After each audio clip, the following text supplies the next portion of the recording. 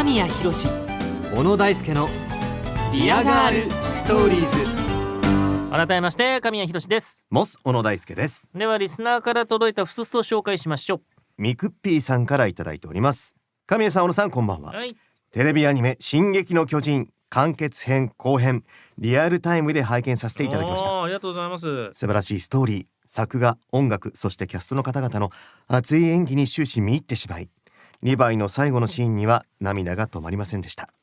放送開始当時は中学1年生だった私も今は社会人になっており、10年という長い月日を経て一つの作品を初めから終わりまで見届けることができて、とても感慨深いです。ぜひ改めてお二人の感想もお聞きしたいです。神谷さん、小野さん、最後までリヴァイとエルヴィンに命を吹き込んでくださり本当にありがとうございました、というふうにいただいております。はい、無事にですね、アニメの方も進撃の巨人完結いたしまして、気づけば10年という月日が流れておりました。10年か。10年一昔っていうくらいだから、それぐらいの年月が過ぎたんだなというふうに思いますよね。中学生が社会人になってるからね。いやでもお疲れ様でしたと、全ての兵士たちに言いたいですね。そうですね。NHK で放送だったじゃないですか。そうですね。で深夜12時からの放送ということで、これはもう全世界の人たちが同時タイミングで、完結を見届けることになるんだろうなっていうふうになんとなく思ってたんですね。でやっぱり漫画の方が別漫画の方で連載が、終わったタイミングで、僕やっぱり別漫画を買って読みたいと思って、で、ずっと別漫画を買って完結まで追って読んでたんですけども、でそのリアルタイムで、だから連載でコミックス、で今回のアニメーション、で都合アニメーションのアフレコの最終回と、あとオンエアの最終回、で4回僕進撃の巨人は終わりを迎えてるんですよ。なるほど。読んで、演じてで、何回も終わりを迎えてるんだ、自分の中で。そうなんですよ。でやっぱここまでちゃんと関わった作品ってなかなか珍しくって、だから僕もリアルタイムで最終回は視聴しました。そういう人多かったんじゃない？だと思います。もう本当に全世界的にインターネットってものを通じて、進撃の巨人が最終回なんですっていうことはもう本当にアピールされてたし、それを楽しみに待ってくださっている方のコメントだったりとかもう溢れていたので、だからネットニュースとかもね、ありとあらゆるものは進撃の巨人に絡めて、それこそ100カメだったりとか、放送直前の生放送だったりとかも含めて、もうトータルで、盛り上げようというふうにしてたから、だからそういうものが本当に終わるんだ、このもうお祭りみたいな感じに感じたし、こういう終わりを迎えるアニメ作品っていうのももしかしたら珍しいかもしれない。珍しいと思います。だから本当に歴史的な瞬間だったんだと思うんですよ。これが本当にマスターピースとして語り継がれていく作品になると思うから、何年後かにもう一回ブームが再燃した時に、俺リアルタイムで最終回見たんだっていうことが歴史の証人になるんだと思うのね。だからそういう人になりたくて見てくれた人もいるだろうし、季節してそういう風になってしまってる人も大勢いると思うのね。で僕最終回を見ていて、凄まじい、もうそのアフレコの時からもう凄まじい気力を感じるなと思ってたの。現場絵から。でうわ、これ本当最終回めちゃくちゃなクオリティにこのまま完成したらなるんじゃねえかなっていう感覚があったのね。もうすでにあった。でそれがどういう風に出来上がるんだろうなと。で結構ギリギリまで完成してなかったっぽいんで、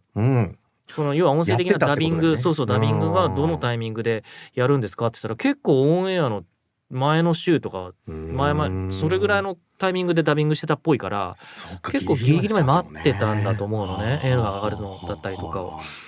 でどんな風に仕上がってくるんだろうかと思ったら、めちゃくちゃなアクションですごかったね。すごかったよね。すごかったよ。ってテレビアニメ見てんの俺は。何今これなんだろうと思ってでやっぱ最後まで見た時にエンディングクレジットに今井さんの名前を見つけて、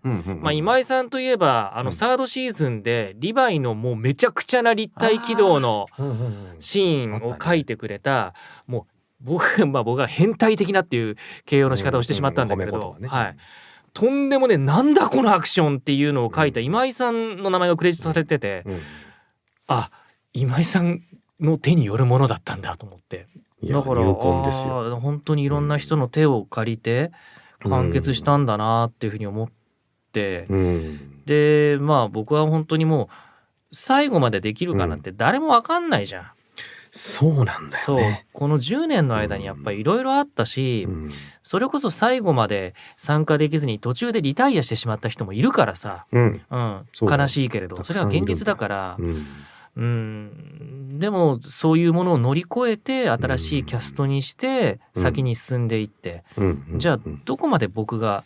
リヴァイの声ができるのかってやっぱり分かんなかったから、だから最終回終わって本当にほっとしたし、ただ最終回ね、リヴァイの回想の中で、小野くんのことを思い出そうとしましたけれど、姿は思い出したけど声がちょっと声を思い出しなさいよ。声はなんで忘れてんだよ。どういうことだよ。道理で喋らなかったな。そういうこと。エルビン、あれ声どうだったかな。見た目は確かこんな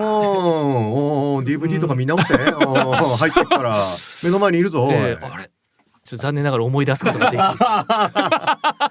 のシーンはでも本当に俺は幸せだったね、あそこまで行き着いてくれてリヴァイにありがとうって言いたいし、そ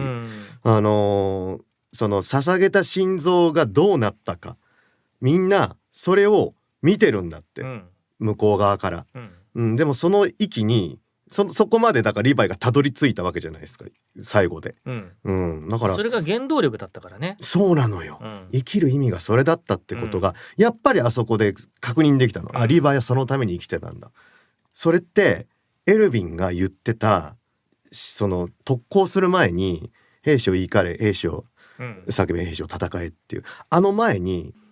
死者の死んだことに意味はないのかって、いや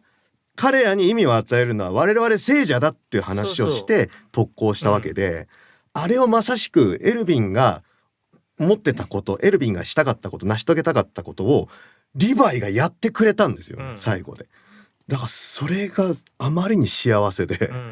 よかったって、本当にいろんなことにちゃんと結末を作ってくれて、伊佐山先生本当にすげえなってあいつすげえなずっと思ってたけれど、最後の最後までそれをちゃんと見せてくれて、エンタメしてて、本当にこれはアニメはアニメでマスターピースになれたんじゃないかなっていうふうに、オンエアを見届けて思いましたね。そうですね、ただちょっとエルヴィンの声が思い出せなかったなぜ思い出せなかったんだろうなもう不憫でならないですよね不憫とか言うなあれ声がちょっと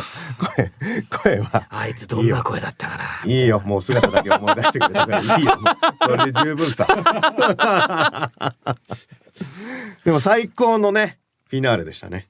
と思います、それを僕は見届けられて、声優になって本当に良かったなと思うし、燃え尽きじゃないですけれども、でもそういうところまで導けたことには満足しているし、その導けたことはきっと自信にもつながっているはずなので、この先ちょっとどういうね、進撃の巨人を超える作品に出会えるかどうかわからないけれども、でもそういう作品に出会えて、最後まで導けたっていうことは自信になっているし、その作品に恥じないように我々はこれからも声優として、活動していけたらなっていう気持ちを新たにしました。そうですね、見届けてくださった皆さん、本当にありがとうございました。ありがとう。というわけで引き続き皆様からのツイストお待ちしております。